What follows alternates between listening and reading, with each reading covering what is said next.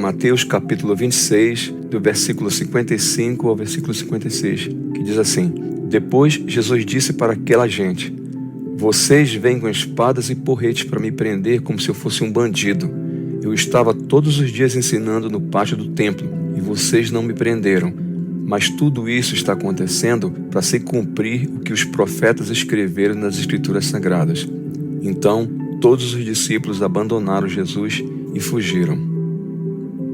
Meus irmãos, eu gostaria de fazer uma meditação especial para um momento doloroso da cruz, onde vários que seguiam Jesus o abandonaram.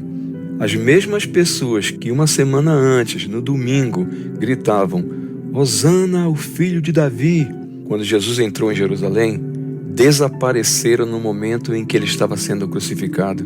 Apenas alguns poucos permaneceram ali ao pé da cruz. Entre esses poucos está Maria, a mãe de Jesus, João, o discípulo amado, e Maria Madalena. E aí eu fiquei me perguntando, por que todos, inclusive os próprios discípulos, fugiram? Por que aconteceu esse abandono?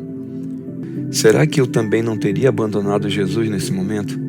Nos evangelhos, nós podemos perceber que em muitas situações, os discípulos de Jesus estavam um pouco perdidos com relação à missão dele.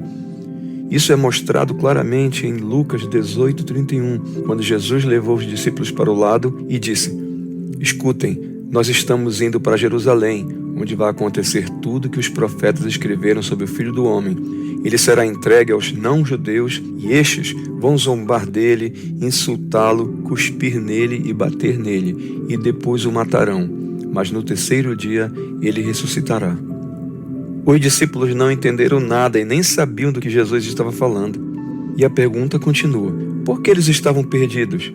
Por que eles não entendiam? Bem, porque a ideia que eles tinham do Messias e da sua missão não tinha nada a ver com a morte tão humilhante, uma derrota como aquela que Jesus estava anunciando. A ideia que eles tinham do Messias era que o Messias ia retirar Roma do poder em Israel e inaugurar o novo reinado de Deus na terra. E quando eles compreendem que o Jesus que eles estão seguindo não é aquele Messias que eles tinham na cabeça, aí com certeza eles entraram em crise e precisaram decidir: será que eu quero continuar seguindo esse Jesus que me mostra um caminho que não é cheio de glórias deste mundo, que parece ser um caminho onde seremos incompreendidos e humilhados muitas vezes? Então, os discípulos percebem que não é nada fácil seguir Jesus. Eu acredito que por isso muitos deles voltaram atrás, fugiram e não queriam ser reconhecidos como discípulos daquele que estava sendo crucificado.